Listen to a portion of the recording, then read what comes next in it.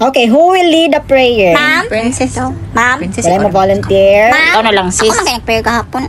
Okay, Jesseline, please lead the prayer. Tayo'y tumayo at manampalataya sa poong may kapal. Dahil tayong lahat ay makasalanan nilalang sa mundong ito. Simulan na natin ang pananampalataya.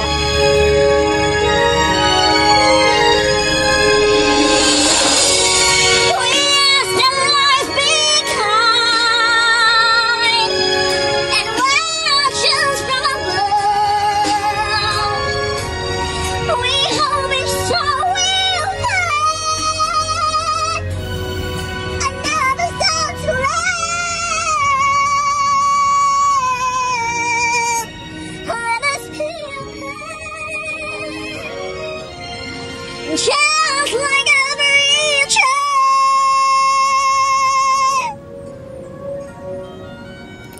Kung ikaw man ay nakagawa ng isang pagkakamali, ay kailangan mong baguhin ang iyong sarili. Para sa mga tao minamahal mo dito sa mundo, para sa Panginoon at para sa sarili mo. Sikapin mo na baguhin ang iyong sarili. Send to chances.